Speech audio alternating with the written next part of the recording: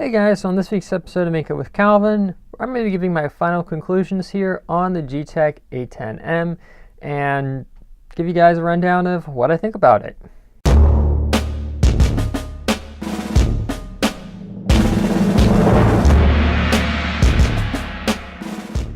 So first of all, I'd like to send a big thank you to Geeetech for being nice enough to send me the printer for a review. And it's definitely been an interesting experience with it, both in the good, the bad, and the, wow, that looks pretty cool department. If you guys are curious what some of the issues I had were, you can watch my top 4 Geeetech fixes. And 2 of those are ones that I ran into, which are the wrong E-steps, wrong acceleration, and the bed clips being on the bed, but that's its whole separate video, so you can go check that out.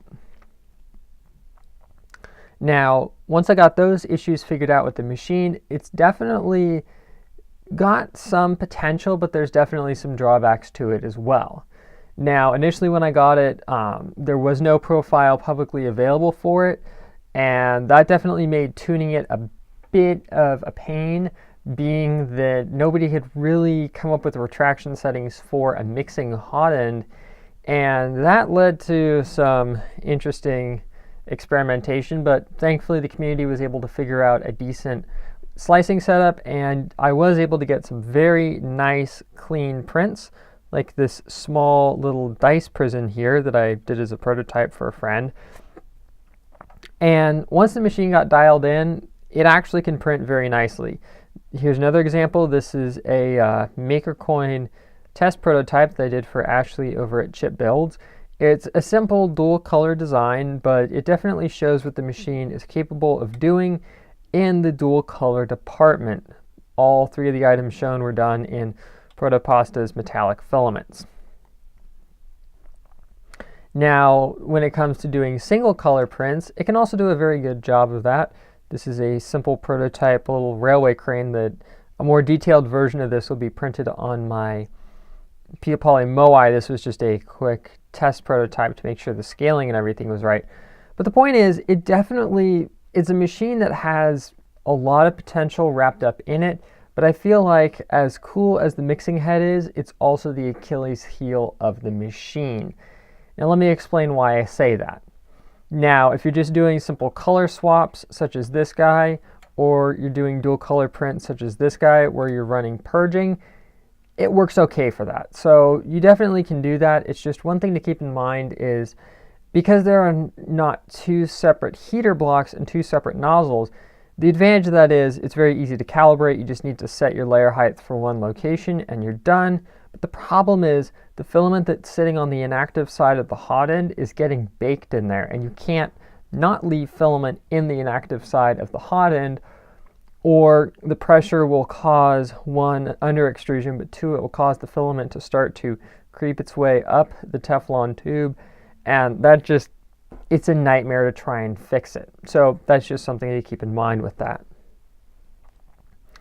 Now, another thing is, while it can do, quote, mixing, and I put that in quotes, the reality is it's more or less kind of like a tube of toothpaste that has multiple colors that when you squeeze it out, one side's one color, the other side's another, and if there's a third color, that one's in there. It's the same with this.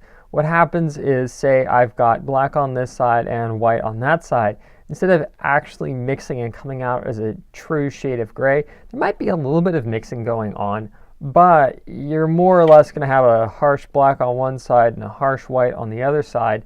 And depending upon where the nozzle is in its printing, you might get a little bit of mixing going on, but it's not like it's a true color blending. It's more or less just 2 colors side by side that sometimes might cross over or they might rotate, but it's not going to be true mixing, and that can be kind of frustrating.